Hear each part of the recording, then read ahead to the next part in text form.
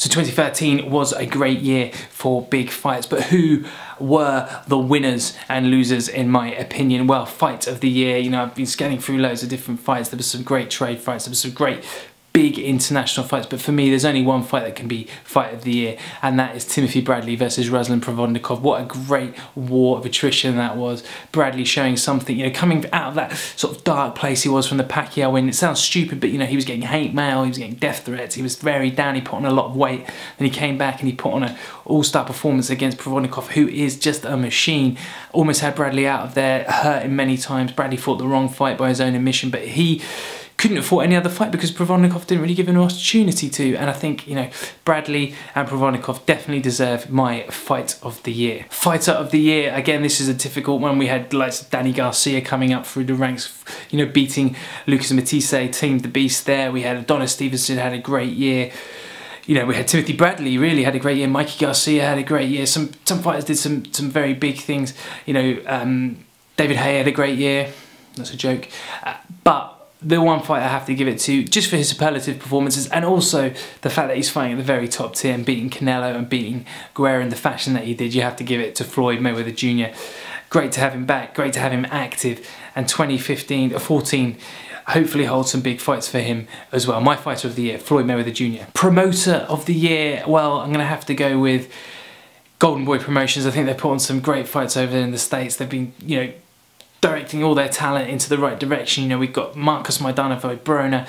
Maidana's had a great year, by the way. Shout out for Fighter of the Year as well, just because of the Broner performance. But, you know, they're putting on those big fights. They've got a great thing going with Showtime. I think Top Rank are doing brilliant things. You know, going overseas, you know, going into the Chinese market, signing up a Japanese, Ryoto Murata, Japanese Olympic gold medalist, signing up the Ukrainian Olympic gold medalist, Vasyl Lomachenko.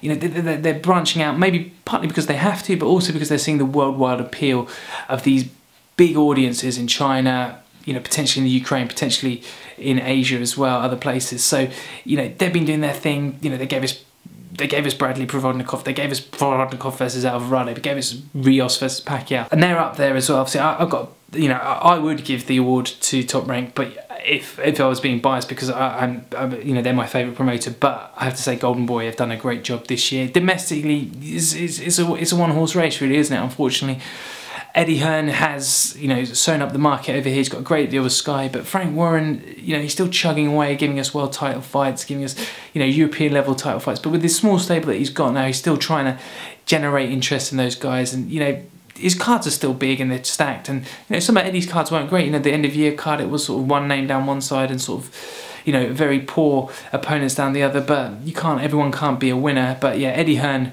my promoter of the year in the UK, Golden Boy, my universal promoter. But big shout out to the Sauerland brothers who've been doing great things in Europe. Trainer of the year, it's a very difficult one, a very, you know, subjective. A lot of people are going to say different people. There's obviously guys that, you know, have had good years. I mean, Robert Garcia, despite Donaire losing, has had some, and Rios losing, he's had some good results as well with some of his guys. You've got Freddie Roach still churning out guys, you know, working with them. You know, well, Diaz working with Bradley and a whole host of other guys. He's had a good year. Joe Gallagher over here has had a very good year. Pedro Diaz I still rate highly as a trainer. You know, he's just started working with Rigondo again recently in recent times, but, you know, he's had the whole Cuban amateur system in the past, worked with Cotto, numerous other guys. So it's a very tough award to give out. I'm trying to look for a trainer that I think really deserves it, based on not just the wins they've had, but the way they actually train their guys and the way they work with their guys. So my trainer of the year is, outrageously, and I wouldn't normally say this, is Floyd Mayweather Sr. I think, you know, a couple of people have, you know, probably voted for him online for different polls and stuff, but I do think we've seen a different side to Floyd Jr. And, you know, people might say this is a cop-out for me, because you've had other guys like Abel Sanchez, guys like that doing good things, you know, Angel Garcia, who's, you know, got Danny Garcia and stuff. And this whole father-son thing, it's, you know, training is so much more about what you can teach them. It's also the relationship you have with someone. You know, Roger, we know, has worked with Floyd along many of his fights throughout his career when his father was in prison, etc. But Floyd back in the mix, they seem to have a harmonious thing going there. And Floyd's gone back to his more defensive style of fighting, and just been more slick again, because, you know, there were times where the argument always was that Roger Mayweather made Floyd more aggressive, because he was a more aggressive fighter himself than Floyd Sr. He was a better fighter than Floyd Sr., but he was a more aggressive fighter.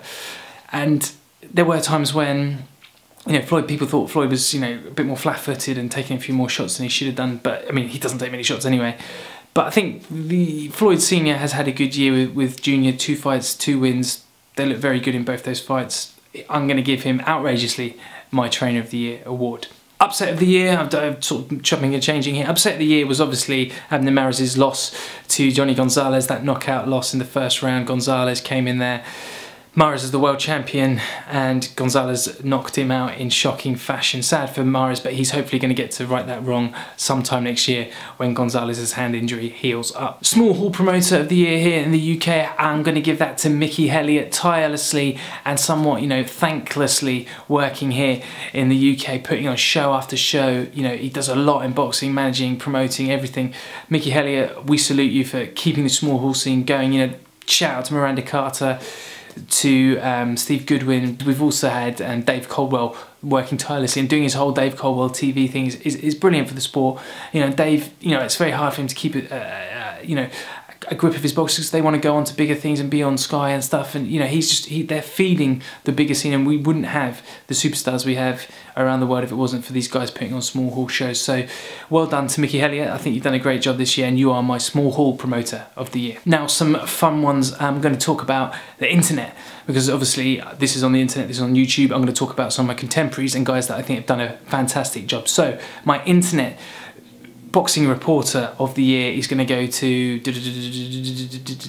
well, it's a joint award to iFilm London. I think I can't deny, and anybody can't deny, the volume of content they've been giving fans in the UK. I mean, it's unreal, the amount of shows they get to, the amount of people they interview, from the very top shows to the small shows. Yes, they've got this great access around matchroom shows, but Eddie's like that with anyone. You know, he would give me probably similar access if I had the time and ability to go out to those things.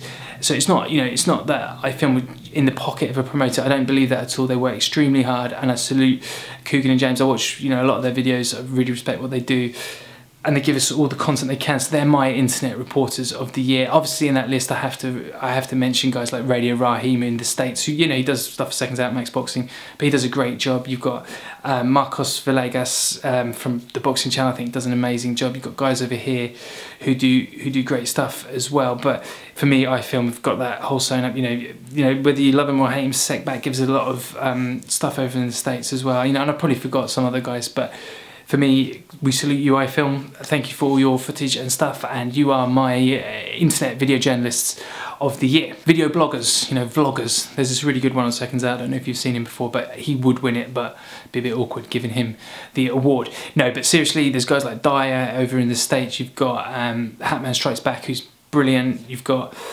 Pricey, who does his boxing predictions and stuff, and he's young. I mean, it's scary how confident he is, you know, and how good he is in front of camera, and how accurate he is with his sort of wrap-ups and his predictions. Keep it going. I think he's going to get bigger and better as the years go on. You've got a whole host of other guys who are very good at doing these video blogs, you know, really for the hardcore fans, and I salute all of them. But for me, still top dog, going strong year after year. What's he going, 6 years now? It's got to be Wingy. I mean, I love his videos, I love his sense of humour, I think he's brilliant at what he does, and he is my video blogger of the year. Writer of the year, I mean, this can be print and online, and it has to be, for me, he went in the Hall of Fame I think this year, did he? I don't know if it was the Hall of Fame, went in some Hall of Fame. Graham Houston from Boxing Monthly does the Fight Writer stuff as well. Brilliant, to the point, accurate, excellent, not too verbose or too sort of, you know, over the top or whatever.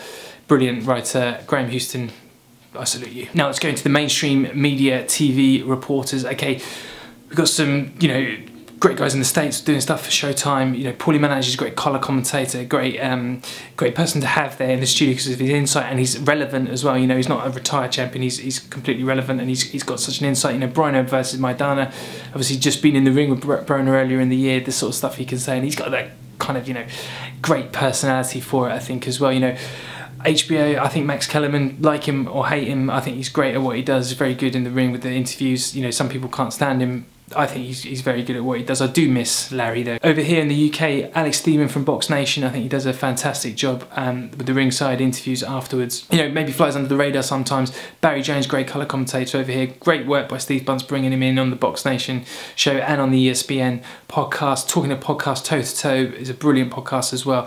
The rise of Spencer Fearon. You know, I've seen Spencer around for years and years and years around the scene, from when he boxed to, you know, just being around promotions and stuff. And he's a great guy. I met him quite a few times this year. he's a lovely guy, but he's also just a fountain of knowledge, and also one of these guys that he's friends with everyone without being too sycophantic, if you know what I mean. People really respect him, and he's great personality, and you know, very clever as Sky to bring him in. But the guy I'm going to give it to, and shout out to Andy Scott from Sky as well, a great reporter ringside, very affable, very professional, and he's come on leaps and bounds this year. But the guy you have to give it to, Ed Robinson, an absolute stalwart, an absolute fountain of knowledge. He's been there, he's done most things in boxing, and I think Ed's had a great year. He's worked, you know, he seems to, I don't know if he has any time off, that guy, but Ed Robinson, you are my TV reporter slash presenter slash everything of the year. So there they are my inaugural awards. These are the 2013 awards, you know, some winners, some losers. You know, there's been some dud fights obviously along the way, but hopefully not too many, and we will see in 2014 what big fights happen. Stay tuned for my next video. I'll be looking ahead to 2014, some dream fights, just very short, snappy dream fights for 2014. But in the meantime, guys, stay safe, fight fans, and have a very happy new year. And I look forward to seeing you all in 2014.